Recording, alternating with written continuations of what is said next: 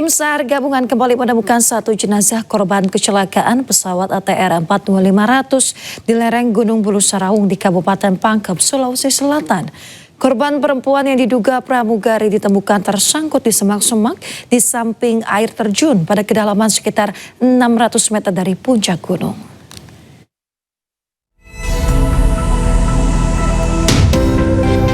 Inilah proses evakuasi jenazah korban ketiga kecelakaan pesawat ATR 42500 yang dicarter Kementerian Kelautan dan Perikanan. Korban ditemukan tim SAR gabungan di Gunung Bulu Saraung, Kecamatan Baloci, Kabupaten Pangkep, Sulawesi Selatan.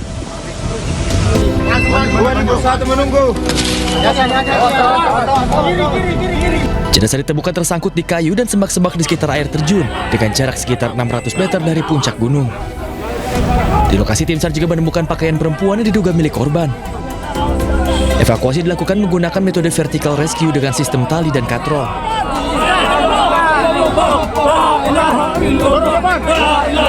Proses berlangsung dramatis karena medan terjal dengan kemiringan mencapai 80 derajat serta kondisi berkabut dan licin. Di sekitar titik penemuan, tim SAR mengidentifikasi keberadaan beberapa jenazah korban lain di lokasi sulit dijangkau.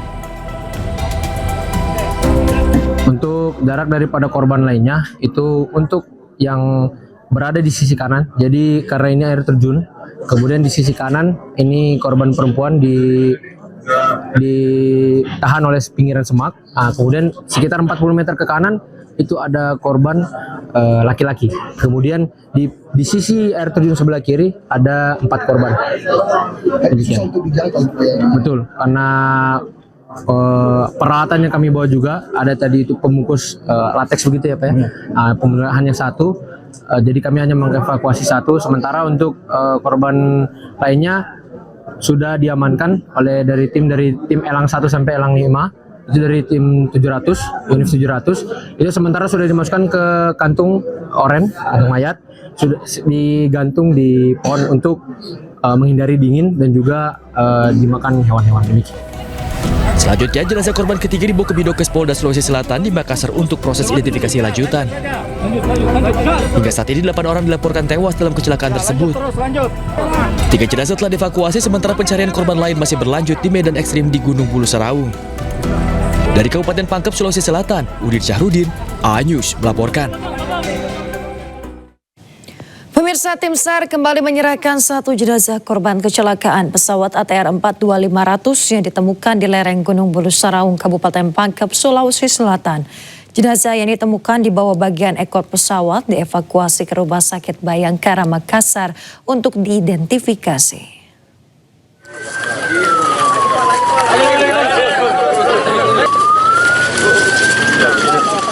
Satu jenazah korban kecelakaan pesawat ATR 42500 tiba di Rumah Sakit Bayangkara Makassar Jumat dini hari. Jenazah langsung dibawa ke ruang otopsi untuk proses identifikasi. Direktur Operasi Basarnas Laksamana Pertama TNI Yudi Bramantyo menyebut jenazah ini merupakan korban keempat yang berhasil dievakuasi. Korban ditemukan di dalam jurang sedalam sekitar 200 meter di bawah bagian ekor pesawat. Basarnas menyatakan hasil identifikasi akan disampaikan oleh pihak rumah sakit pada Jumat siang. Sementara itu, pemirsa, tim SAR masih melakukan evakuasi terhadap 5 jenazah lain di lokasi kejadian. Sampai siang sih 9, hari ini 6 ya? Ya 6. Hari 6. Yang diserahkan utuh semua. Nah, kamu nanya. Yang diserahkan ke Bidokes sudah berapa kan? 4. Utuh yang udah diserahkan ke keluarga. Terus kemarin 1 body part ya. Ya udah ya. Nah, sama ini mudah-mudahan insya Allah utuh. Nanti tapi yang memberikan kewenangan nanti biar Perempuan ya Jenderal, perempuan ya? belum dibuka, masih dalam itu. Udah dikasih label, nanti mau perempuan, mau laki-laki, seberapa persen nanti urusannya Bapak hari sini. Besok ya. Besok ya. Pemirsa, tim SAR gabungan mendapat bantuan dalam operasi pencarian dan evakuasi korban jatuhnya pesawat ATR 42500 di Pangkep, Sulawesi Selatan. Relawan penyelamatan medan ekstrim Abdul Haris Agam atau yang dikenal Agam Rinjani tiba di posko SAR untuk mempercepat proses evakuasi di medan terjal dan juga jalur vertikal.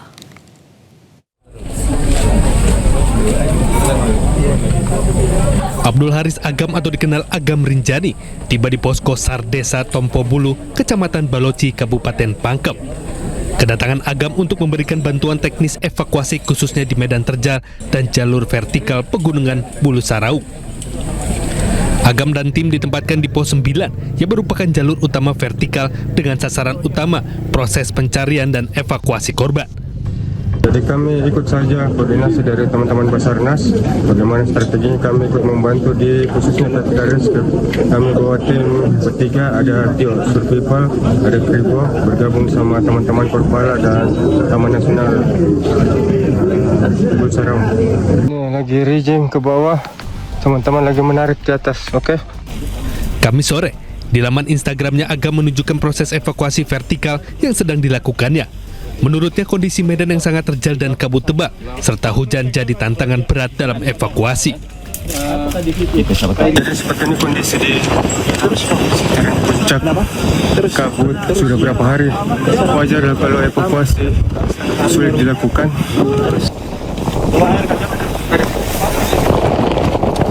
Agam juga memohon doa dari sejumlah masyarakat Indonesia agar kondisi cuaca membaik sehingga proses evakuasi berjalan lebih cepat dan seluruh korban dapat diturunkan dengan aman.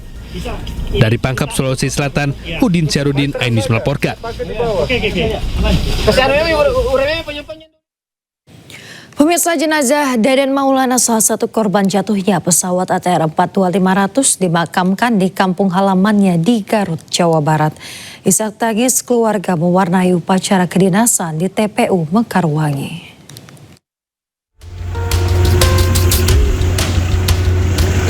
Jenazah Deden Maulana, pegawai Kementerian Perikanan dan Kelautan yang menjadi salah satu korban jatuhnya pesawat ATR 42500 di kampung halamannya di Desa Pasanggerahan, Sukawening, Garut sekitar pukul 15.00 waktu Indonesia Barat. Kedatangan jenazah pun disambut isak tangis keluarga, kerabat, dan tetangga korban. Usai disolatkan, almarhum Deden Maulana kemudian dimakamkan di tempat pemakaman umum dengan prosesi pemakaman secara upacara kedinasan. Tiba-tiba saya datang jam 2 malam. Itu tiba-tiba meluk ibu dari belakang pas waktu tidur. Nah, siangnya udah pulang lagi ke Jakarta karena mau ada dinas keluar juga gitu. Dia terakhir kesini tuh beberapa hari yang lalu ya gitu? Desember apa Januari gitu awal. Kepergian Deden Maulana meninggalkan luka mendalam bagi keluarga yang ditinggalkan. Keluarga tak menyangka korban menjadi salah satu korban jatuhnya pesawat ATR 42500 di kawasan Gunung Bulu Saraung, Pangkep, Sulawesi Selatan. Dari Garut, Jawa Barat, Iin Solihin, iNews melaporkan. Pemirsa, setelah berhasil dievakuasi, black box pesawat ATR 42500 yang jatuh di lereng Gunung Bulu Saraung, Kabupaten Pangkep, Sulawesi Selatan akhirnya resmi diserahkan kepada Komite Nasional Keselamatan Transportasi atau KNKT. Penyerahan dilakukan setelah hari ke-6 operasi pencarian dan pertolongan.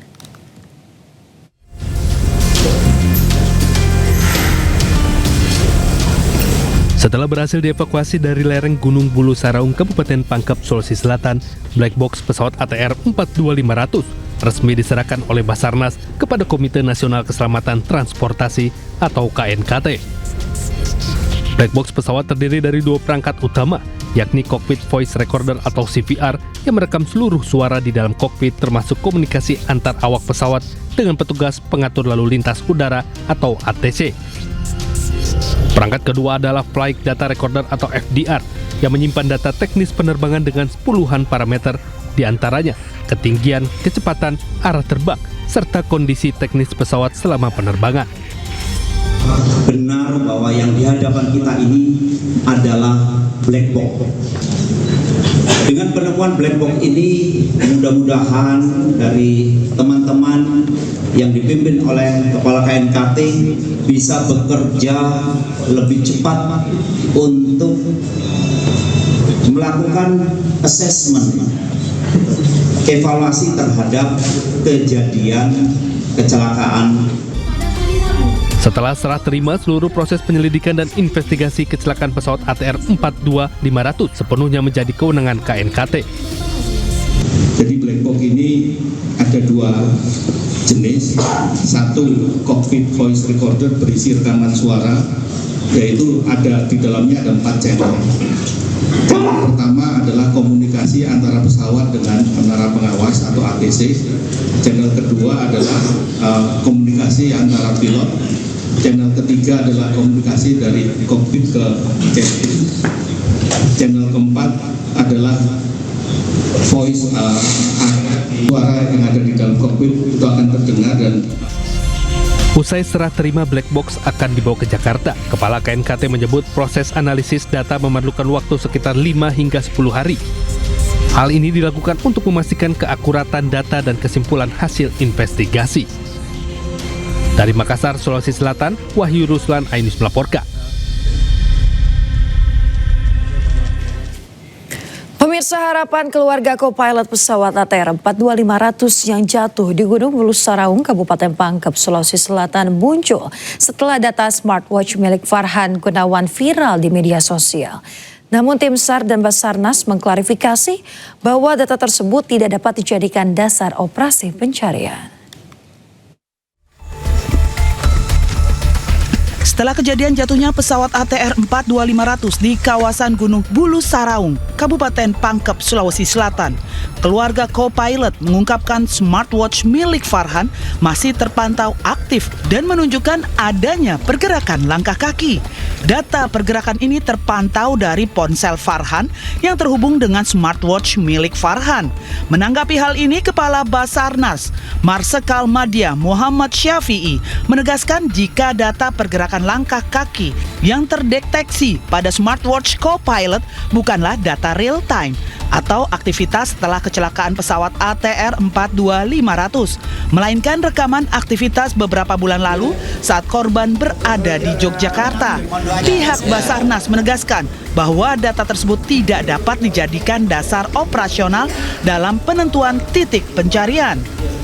Klarifikasi, saya sudah sampaikan bahwa bukan saya yang menyampaikan, tapi kita dibantu oleh Polda Sulawesi Selatan, sudah konfirmasi, sudah klarifikasi terhadap handphone yang dipublish itu, kemudian adanya pergerakan-pergerakan itu, dan setelah dikonfirmasi bahwa kejadian itu merupakan waktunya beberapa bulan yang lalu, di mana yang bersangkutan beraktivitas di Yogyakarta. Itu yang kita dapat informasi dari Polda. Kemudian dari yang bersangkutan yang publish itu juga sudah ketemu Kak Kansar di sini dan juga menyampaikan, dan kita juga memahami bagaimana keluarga itu kehilangan, sehingga dengan berbagai macam upaya, begitu melihat secara mandiri di keluarga itu melihat, oh ini masih ada. Nah, setelah dikonfirmasi ternyata itu tidak bisa kita jadikan dasar untuk kita melaksanakan pencarian dari sumber itu. Sementara proses pencarian terus dilakukan secara maksimal oleh tim SAR gabungan meski terkendala kondisi cuaca yang tidak menentu di kawasan pegunungan Bulu Saraung. Tim SAR memfokuskan penyisiran 4 sektor mulai dari puncak gunung hingga lereng yang mengarah ke Kabupaten Maros dengan mengutamakan keselamatan personel di lapangan. Dari Makassar, Sulawesi Selatan, Wahyu Ruslan, Ainus melaporkan. Pemirsa, cuaca buruk di perairan selatan Sulawesi memicu insiden pelayaran. Kapal feri KM Bontoharo nyaris mengalami kecelakaan setelah dihantam gelombang tinggi saat melintasi perbatasan perairan Sulawesi Selatan dan Sulawesi Tenggara.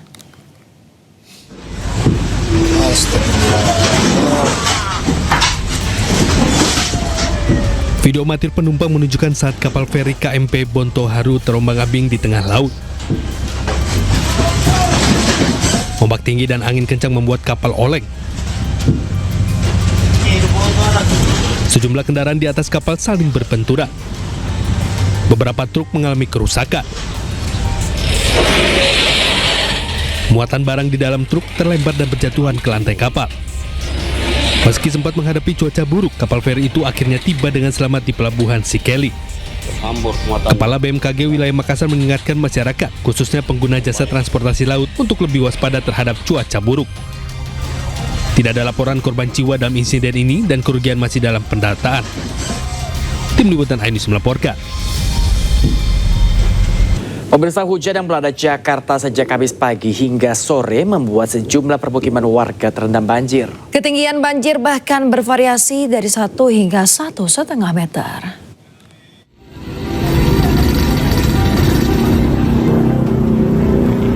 Banjir di permukiman warga Kapuk Muara, Penjaringan, Jakarta Utara semakin bertambah ketinggiannya hingga Kamis malam. Banjir yang terjadi sejak Kamis pagi ini juga meluas, yang sebelumnya hanya merendam 1 RW, kini meluas ke 6 RW. Banjir diperparah dengan meluapnya Kali Cagak serta pasangnya air laut, sehingga ketinggian air mencapai 50 hingga 80 cm pada titik terdalamnya.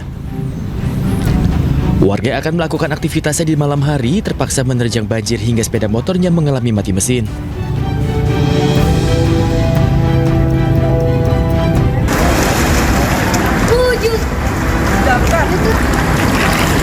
Meluapnya aliran Kali Sunter membuat puluhan permukiman warga dan akses jalan di kawasan Cipinang Melayu, Jakarta Timur direndam banjir.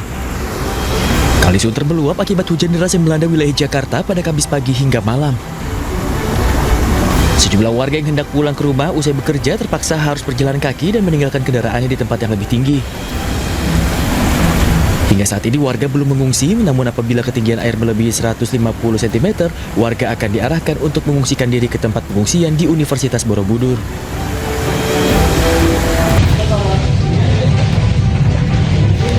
Sementara itu di Cengkareng, Jakarta Barat, meluapnya air di Kali Angke memperparah banjir hingga merendam ratusan rumah warga. Hingga Kamis malam, banjir di permukiman warga mencapai 1,5 meter. Setidaknya sebanyak 300 rumah warga di 3 RT di Gang Pribadi, Cengkareng, Jakarta Barat terdampak banjir.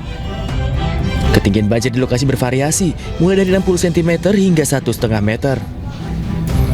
Warga berharap agar pemerintah setempat segera menyalurkan bantuan berupa makanan hingga perlengkapan anak. Dari Jakarta, tim liputan A-News melaporkan.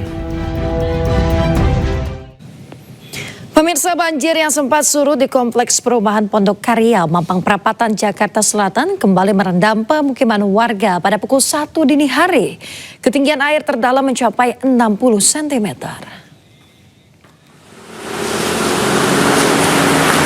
Kompleks Perumahan Pondok Karya di Jalan Mampang Perapatan, Jakarta Selatan pada Jumat dini hari kembali terendam banjir. Curah hujan tinggi serta derasnya aliran Sungai Ciliwung menyebabkan banjir kembali merendam kawasan ini. Sebanyak 9 rukun tetangga di rukun warga 4 terdampak dengan ketinggian air hingga 60 cm. Hingga saat ini belum ada warga yang mengungsi dan memilih bertahan di rumah mereka masing-masing. Petugas BPBD DKI Jakarta bersama kepolisian masih memantau debit air dan juga berkoordinasi dengan pihak terkait. Mampang telah terjadi banjir kembali yang mulai sekitar pukul 01 tadi ada hujan deras, awal masuk air 30 cm. Sekitar pukul 01.45 dikarenakan hujannya sangat lebat, kondisi air saat ini naik menjadi kurang lebih 60 cm yang terdalam. Pemirsa, hujan lebat yang melanda Jakarta membuat permukiman warga di Kebun Pala, Kampung Melayu, Jatinegara, Jakarta Timur terendam banjir hingga ketinggian 130 cm.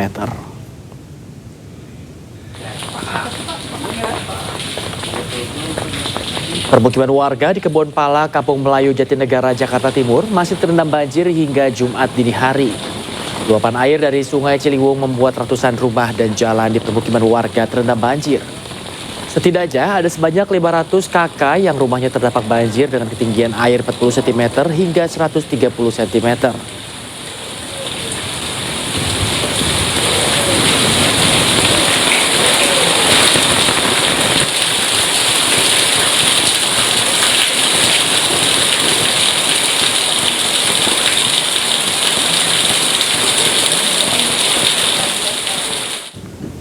Pemirsa, kita akan cari tahu terkait informasi terkini banjir di Kebun Pala dan sudah terhubung bersama kami yaitu jurnalis A-News Bagus Prasetya Adi di sana. Selamat pagi Bagus. Bagus, setinggi apa banjir masih menggenangi di tempat Anda melapor saat ini?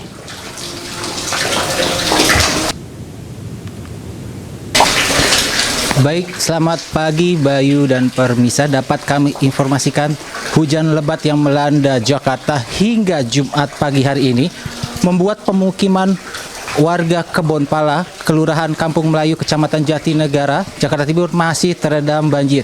Menurut pantauan kami, debit air banjir yang merendam rumah warga semakin bertingkat, maksud kami masih bertinggi gitu. Begitu. Jadi perkiraan kami, menurut pantauan kami di rumah terendam ini mencapai 50 hingga 130 cm. Cuman Bayu dan Permisa, ketika kita masuk ke dalam itu tingginya sudah mau mencapai 2 meter. Di mana warga yang terendam banjir masih bertahan di rumah dikarenakan mereka masih mengamankan barang-barangnya di lantai 2 dan lantai 3. Menurut tadi saya sempat berbincang ke salah satu RT di sini, di mana jumlah warga yang terdampak di banjir di Kebonpala ini sebanyak 500 kakak dengan 2 RT, yaitu di RT 11 dan RT 13. Namun yang terdampak paling parah yaitu di RT 11, di mana kalau kita melihat semakin dalam rumah warga terdampak itu semakin mencapai 2 meter. Untuk mengetahui informasi terkait banjir, saya akan mencoba berbincang langsung kepada salah satu warga yang rumahnya terdampak banjir. Selamat pagi Bapak. Selamat pagi Pak. Bisa diperkenalkan nama Bapak siapa? Nama saya M. Sofi, RT 11 RW 5, Kelurahan Kampung Melayu, Jatinegara. Bapak, saya melihat ini curah hujan debit tinggi. Kira-kira apa yang terjadi? Bisa ceritakan, debit air datang pada pukul berapa? Kalau air sih dari kemarin pagi itu air udah mencapai sekitar 1,5 meter. Mungkin tadi siang udah semakin surut, dan semenjak semalamnya itu air dari Bogor dikirim kembali sampai mencapai saat ini ya lebih besar dari yang semalam. Saya pastikan kembali untuk Jumat pagi ini debit air 1 meter dan semakin dalam apakah 2 meter? Iya, benar itu Pak. Itu mungkin kalau yang penglihatan kita, kalau di sini kita lihat 2 meter, itu kalau lebih ke dalam lagi mungkin lebih parah Pak. Baik, tadi saya sempat berbincang ke salah satu ketua RT, kenapa warga masih memilih bertahan di rumah daripada untuk mengungsi di kantor Kelurahan Kampung Melayu? Iya, karena dari pihak Kampung Melayu pun dan pihak sekolah pun belum menyiapkan, dan warga pun harus menyiapkan untuk memindah-mindahkan barangnya Pak. Gitu. Baik, sebenarnya ini sering terjadi banjir ketika hujan lebat datang. Apakah sudah ada solusi dari Dinas Terkait atau Pemprov Jakarta untuk merelokasi atau? Iya, kalau untuk relokasi sih memang sudah ada Pak dari pemerintahan. Cuman ya menurut warga kami sih semuanya ingin secepatnya buru-buru dikerjakan untuk direlokasinya bantaran Kali Ciliwung ini agar nggak terdampak kembali seperti ini. Baik Bapak, terima kasih atas bincang-bincang. Baik Bayu dan Permisa, tadi saya sempat berbincang bahwa memang wilayah Kebonpala ini adalah wilayah langganan banjir. Ketika hujan lebat, luapan Kali Ciliwung menimpa atau menerjang wilayah Kebonpala ini sehingga menyebabkan banjir langganan begitu. Dan tentunya nanti pihak Pemprov DKI Jakarta tentunya warga tetap menunggu untuk solusi terkait banjir yang sering melanda wilayah Kebonpala. Kembali ke Anda Bayu. Ya, baik, kita doakan nantinya agar segera ada solusi, mengingat juga curah hujan masih terus mengguyur. Terima kasih banyak Bagus Prasetya Adi melaporkan langsung dari Kebonpala, Jakarta. Terima kasih Bagus, selamat bertugas kembali. Pemirsa, hujan deras yang terus mengguyur wilayah kota Tangerang menyebabkan sejumlah wilayah terendam banjir. Salah satunya di perumahan Garden City Priuk, kota Tangerang yang digenangi banjir dengan ketinggian mencapai 1 meter. Akibatnya warga harus mengungsi meninggalkan tempat tinggal mereka. Petugas gabungan dari BPBD dan polisi terus mengevakuasi warga terdampak, diantaranya ke Gor Priuk. Meski demikian, sejumlah warga masih memilih untuk bertahan di tempat tinggal mereka. Selain itu, petugas juga mengevakuasi pekerja yang terjebak banjir di tempat mereka bekerja. Banjir juga memutus akses jalan yang menghubungkan kota Tangerang dengan Kabupaten Tangerang. Diketahui banjir terjadi akibat debit air yang tidak dapat lagi ditampung Kali Sabi dan Kali Angke hingga air meluap ke permukiman warga. Udah paham lu?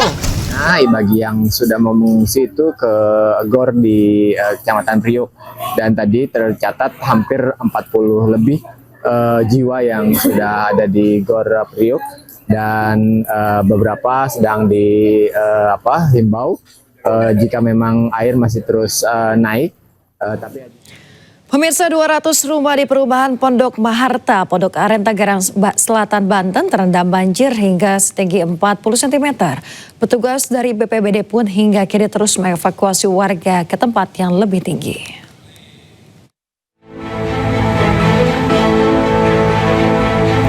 Banjir yang berendam perumahan Pondok Maharta, Pondok Aren, Tangerang Selatan, Banten kian meluas. Hingga Jumat dini hari, sebanyak 200 rumah terendam banjir hingga setinggi 40 cm. Selain intensitas curah hujan yang tinggi, banjir di perumahan Pondok Maharta disebabkan karena meluapnya anak kali Angke serta kiriman dari wilayah hulu. Satgas Tim Reaksi Cepat BPBD Tangerang Selatan terus mengevakuasi warga ke tempat yang lebih tinggi. Ini berapa rumah Bang yang terdampak? Kurang lebih 200-an. 200 kali ya, kurang lebih 200. Ini banjir ini akibat apa sih? Akibat curah hujan yang cukup deras dan sebagian drainase kemungkinan ada yang masih tersumbat. Dan saat ini petugas BPBD apa nih? Pemirsa, untuk mengetahui informasi terkini banjir di Tangerang Selatan, Banten, langsung saja kita terhubung dengan jurnalis iNews Nunung Purnomo. Selamat pagi Nunung, seperti apa kondisi di sana saat ini? Ya, dan pemirsa, saat ini saya berada di Jalan Raya Ceger, atau tepatnya di depan Pasar Ceger, di mana saat ini kondisi Kota Tangerang Selatan diguyur hujan deras. Dan dapat saya laporkan juga di Jalan Ceger Raya ini kondisi airnya mencapai 60 cm begitu. Artinya Jalan Raya Ceger ini untuk sementara waktu tidak bisa dilintasi kendaraan baik roda 2 maupun roda 4. Begitu. Ya Nunung, apakah sudah ada upaya dari pemerintah setempat untuk menanggulangi banjir di sana, mungkin seperti penyedotan atau lain sebagainya? Ya. Saat ini pemerintah Tangerang Selatan masih fokus pada evakuasi warga ya, dan kami juga belum, ya begitu, Jasmine. Ya, Nunung, terkait dengan warga terdampak di sana, banjir ini merendam berapa wilayah? Ya, data dari Badan Penanggulangan Bencana Daerah Tangerang Selatan mencatat hingga Jumat dini hari ini atau Jumat dini hari tadi, sedikitnya ada sekitar 11 titik lokasi yang terendam banjir di 7 kecamatan yang ada di Kota Tangerang Selatan, begitu. Baik, lantas kemana warga saat ini dievakuasi? Apakah mereka masih berdiam diri di rumah atau sudah menempati titik pengungsian tertentu? Ya, umumnya warga di Tangerang Selatan yang terdampak banjir ini mengungsi di lantai 2 mereka atau mengungsi di pos-pos yang telah disediakan dan atau mengungsi di masjid terdekat, begitu, Yasin. Baik, kita harap bersama-sama semoga banjir di sana dapat segera surut kembali dan aktivitas warga dapat kembali normal. Terima kasih banyak rekan Nunung Purnomo melaporkan langsung dari Tangerang Selatan, Banten. Selamat bertugas kembali. Anda kembali di iNews Pagi, pemirsa. Eksekusi 2 unit bangunan ruko di kawasan Pasar Bandar Buat, Kota Padang, Sumatera Barat berlangsung ricuh. Ya, pihak tergugat menolak eksekusi dan menganggap bangunan tersebut berdiri atas tanah ulayat milik mereka.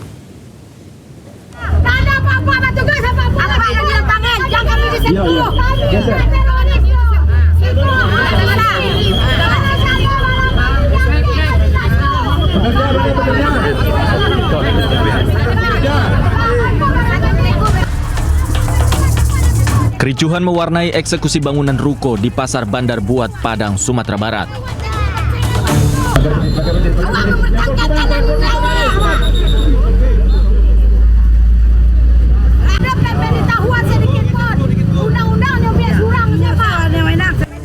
Eksekusi bangunan ini dilakukan oleh Pengadilan Negeri Padang setelah pihak penggugat Ermawati CS menang dalam sengketa kepemilikan tanah. Namun, pihak tergugat Mairawati CS melawan eksekusi tersebut. Mereka menilai eksekusi dilaksanakan tanpa pemberitahuan dan putusan belum berkekuatan hukum tetap. Aparat keamanan melakukan pengamanan agar proses eksekusi dapat tetap berjalan. Meski diawali ketegangan, 2 unit ruko tersebut akhirnya tetap dieksekusi. Dari Padang, Sumatera Barat, Budi Sunandar, iNews melaporkan. Pemirsa, aksi protes ratusan sopir angkot di Kota Bogor, Jawa Barat berlangsung ricuh. Massa menutup jalan utama sistem satu arah depan Istana Bogor.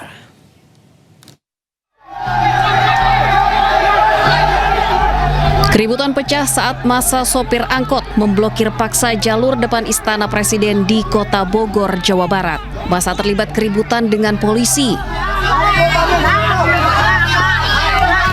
Kericuhan terjadi akibat massa menolak jalan yang ditutup dibuka oleh petugas. Beruntung emosi massa terkendali setelah pasukan Dalmas membuka satu lajur lantaran arus lalu lintas sempat lumpuh. Sopir angkot sekota Bogor menggeruduk halaman Balai Kota untuk menolak kebijakan program Wali Kota terkait penghapusan angkot tua berusia 20 tahun yang saat ini tidak boleh beroperasi di Kota Bogor. Dalam rangka penghapusan angkot, terus makin banyak, kalau dihapus itu angkot makin banyak pengangguran gitu. Jadi keluarga kita kasihan yang di rumah gitu, biaya sekolah, semua segala macem lah. Kalau dihapus, supir mau makan apa kan, begitu. Tentang batas usia teknis 20 tahun, mereka minta kelonggaran, ada penambahan kembali. Tadi saya sudah sampaikan bahwa perda ini bukan timbul hari ini. Perda ini sudah sejak ada di beberapa tahun yang lalu dan harus sama-sama kita patuhi. Perwakilan massa akhirnya diundang mediasi ke kantor Balai Kota. Hasilnya, Pemkot akan menunda program penghapusan angkot sampai perwali selesai dan razia angkot juga akan dihentikan sementara. Dari Bogor, Jawa Barat, Andi Firmansyah, iNews melaporkan. Viral bus tim Persida Sidoarjo dilempari batu oleh oknum supporter Jember, Jawa Timur.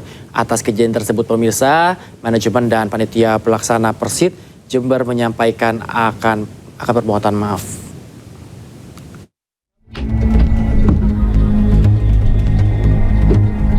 Inilah situasi di dalam bus Persida Sidoarjo saat terjadi insiden pelemparan batu sesaat setelah keluar dari Stadion Jember Sport Garden, Jember, Jawa Timur.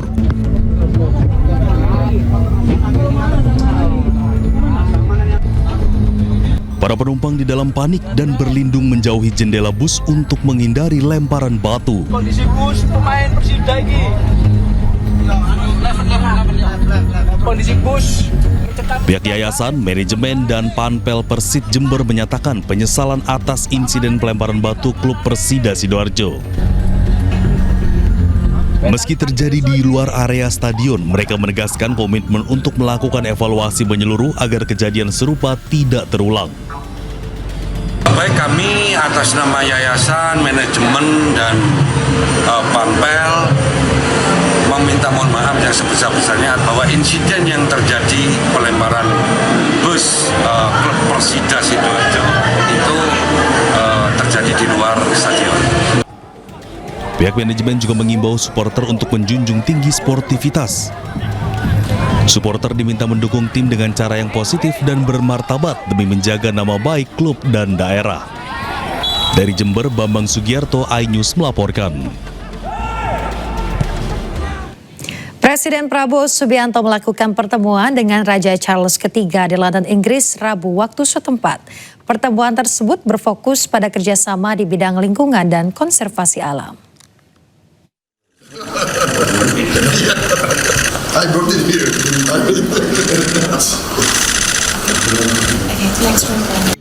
Dalam rangka kunjungan kerja ke Inggris, Presiden Prabowo Subianto melakukan pertemuan dengan Raja Charles III di Lancaster House, London, Inggris pada Rabu pagi waktu setempat.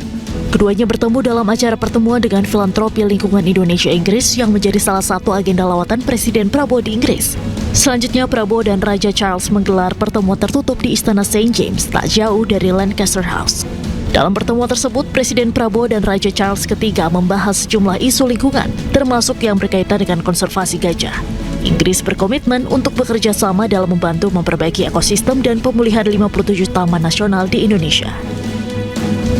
Intinya adalah ada kerjasama dan komitmen dari Inggris untuk membantu Indonesia dalam memperbaiki ekosistem dan memperindah pemulihan 57 taman nasional di Indonesia. Selepas dari Istana St. James, Presiden Prabowo melanjutkan perjalanan ke bandara untuk terbang menuju Davos, Swiss. Presiden dijadwalkan untuk memberikan pidato khusus dalam World Economic Forum di Davos. Wakil Presiden RI Gibran Rakabuming Raka meninjau pelayanan kesehatan di RSUD Dr. Soekarjo, Kota Tasikmalaya, Jawa Barat.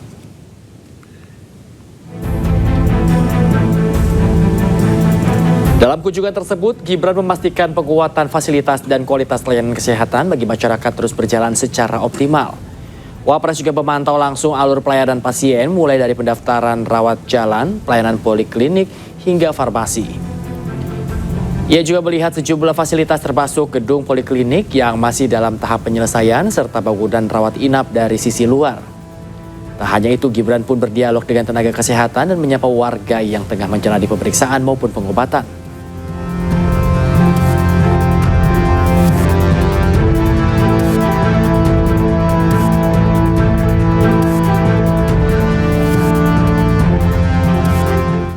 Pemirsa, hingga saat ini lebih dari 21.000 satuan pelayanan pemenuhan gizi atau SPPG menopang program makan bergizi gratis di seluruh Indonesia. Untuk memastikan standar terpenuhi, Badan Gizi Nasional meninjau SPPG di Pulau Sebatik, Kalimantan Utara. Mohon teman-teman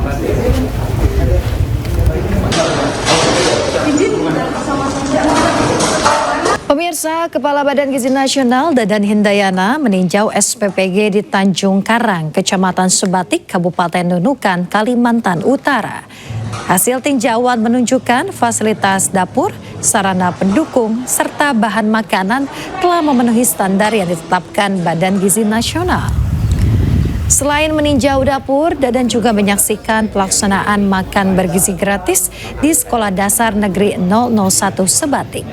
Pembina SPPG Yayasan Astrada Garuda Jaya, Azmir Nurwadi Paki menyebut saat ini layanan telah menjangkau 5 sekolah di Pulau Sebatik dengan tenaga pelayanan yang melibatkan warga lokal.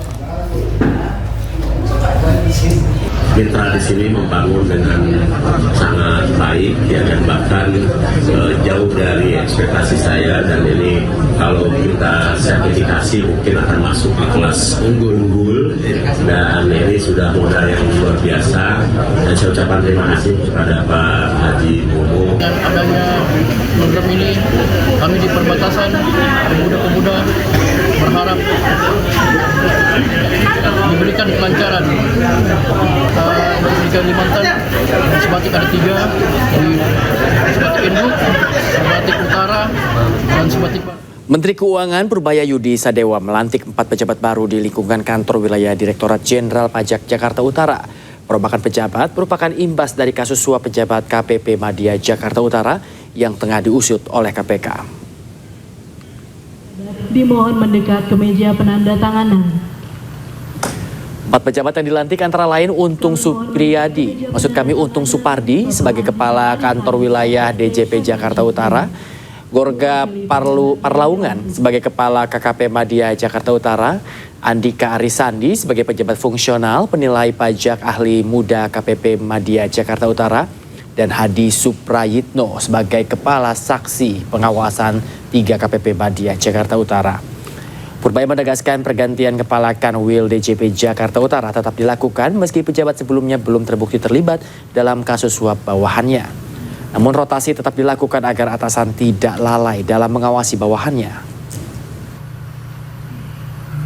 Ya kan, ini kita penggantian pejabat-pejabat yang pejabat di pajak ya, dari beberapa eselon yang ada yang masih bisa KPK dan lain-lain. Tapi kan kita mesti lihat kalau dia sibuk di KPK kan bisa keganggu servis ke publik, jadi kita ambil langkah untuk mengganti secepatnya yang sedang ada bermasalah di KPK.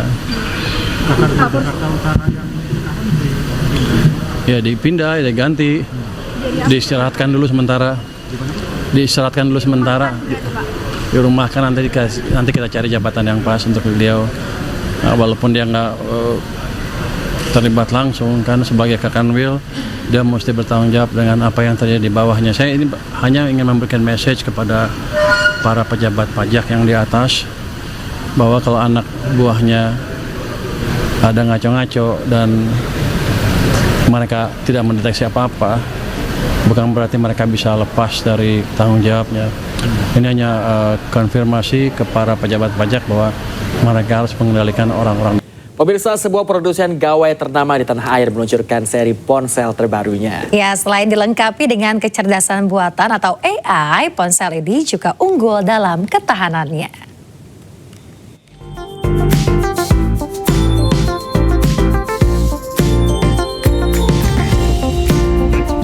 Xiaomi resmi memperkenalkan seri terbaru dari Redmi Note 15 series di pasar Indonesia. Terdiri dari 4 model, yaitu Redmi Note 15 Pro Plus 5G, Redmi Note 15 Pro 5G, Redmi Note 15 5G, dan Redmi Note 15. Raket terbaru ini mengunggulkan perlindungan Titan yang lebih tangguh akan benturan, tahan terhadap debu dan air, serta daya tahan baterai yang lebih lama. Mengusung konsep Titan Durability, generasi ke-15 seri Redmi Note ini hadir memenuhi gaya hidup generasi muda yang dinamis. Ya, jadi di sini kita mencoba untuk memberikan standar baru dari sebuah smartphone yang tadi kita sebut Redmi Titan Durability. Karena kenapa? Di sini kita sudah melakukan beberapa tes. Jadi ada drop test, water resistant test, dan juga ada daily activity test. Itu jadi biasanya untuk ngetes, karena kan kita biasanya kalau pakai smartphone tuh taruh di kantong, kadang-kadang di kantong atau di tas itu ada banyak banget benda-benda yang memungkinkan untuk ke scratch gitu loh, dan itu bisa membuat tampilan kita, desain dari smartphone itu atau fungsi dari smartphone itu terganggu. Nah, ini yang kita lihat dan kita tingkatkan dari durability-nya. Hanya ketangguhan fisiknya yang tahan banting, seri ini juga dilengkapi dengan AI yang diperbarui untuk menunjang kreasi generasi muda. Xiaomi juga turut meluncurkan 2 perangkat lainnya, yakni Redmi Buds 8 Lite dan Mi Chia Smart Audio Glasses sebagai solusi wearable yang lebih praktis tanpa menutup interaksi dengan lingkungan sekitar. Dari Jakarta, Amrina Rida, Leman, Ayus melaporkan. Pemirsa, sejumlah ganda Indonesia meraih kemenangan pada putaran kedua Indonesia Masters 2026. Ganda putri Tiwi Fadia lolos usai menyingkirkan pasangan Thailand, sedangkan ganda putra Fajar Fikri melaju usai menaklukkan kompatriot mereka Leo Bagas.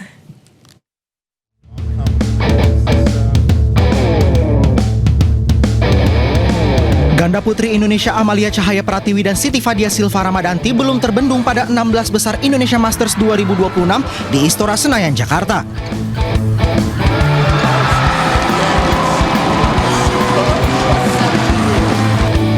Melawan Hathaithip Mijat dan Napapakorntung Kasatan dari Thailand, Tiwi Fadia menang 2 game langsung dengan skor 21-17 dan 21-17 dalam tempo 41 menit. Tiwi Fadia pun lolos ke perempat final dan akan menghadapi ganda Jepang Arisa Higashino dan Miyu Takanashi.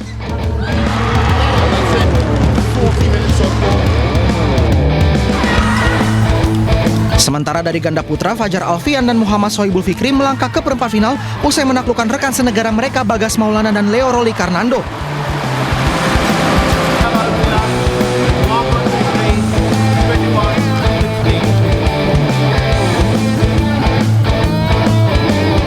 Bertanding dengan tempo tinggi sejak awal, Fajar Fikri harus bekerja keras menghadapi perlawanan sengit Bagas Leo hingga akhirnya menang lewat 3 game.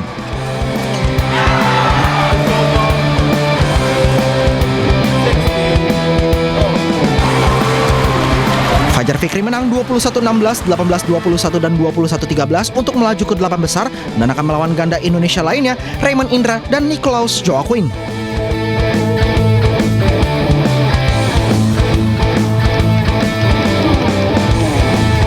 Duel senegara juga hadir di ganda campuran saat Jafar Hidayatullah dan Felicia Pasaribu menghadapi Dejan Ferdinansyah dan Bernardine Wardana. Pada laga ini, Jafar Felicia menang 10-21, 21-11 dan 21-10 dan akan menghadapi Tom Schikel dan Delphine Delroux dari Prancis. Sementara itu, tunggal Indonesia berguguran pada 16 besar Indonesia Masters 2026. Hanya Alwi Farhan yang lolos ke perempat final, sedangkan Anthony Sinisuka Ginting dan Putri KW harus angkat koper.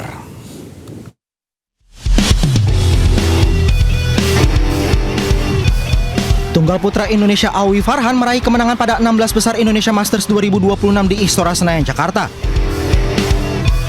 Melawan tunggal asal Tiongkok Wang Zhengxing, Awi menang 3 game dengan skor 15-21, 21-19, dan 21-16.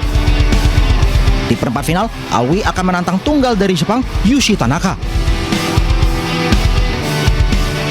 Sementara itu, tunggal putri Indonesia dipastikan gagal meraih gelar Indonesia Masters 2026 usai Putri Kusuma Wardani tersingkir di 16 besar.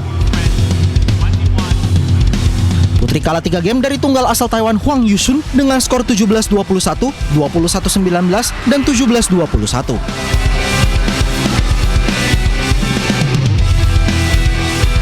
Sementara itu, tunggal putra Indonesia lainnya Anthony Sinisuka Ginting harus mundur dari turnamen ini. Langkah ini diambil Ginting karena cedera pinggang yang dialaminya jelang pertandingan. Cedera pinggang ini Ginting rasakan sejak malam hari usai pertandingan melawan wakil Belgia, Julian Karagi. Meski sempat menjalani pemulihan intensif, kondisinya belum juga membaik. Sakit di bagian apa? Di bagian pinggangnya. Ya. Itu memang sudah lama apa baru semalam aja? Baru semalam. Jadi selesai main sebetulnya nggak ada masalah. Tapi selesai balik ke hotel semuanya dia report ke saya, ngasih tahu keadaannya kok agak kurang ini ya. Saya bilang kita coba recovery aja. Malam ada visio dengan tim kita semuanya sudah dimaksimalkan. Kita tunggu pagi ini. Ternyata memang belum cukup. Ini membuat Indonesia total mengirimkan 10 wakil pada perempat final Indonesia Masters 2026.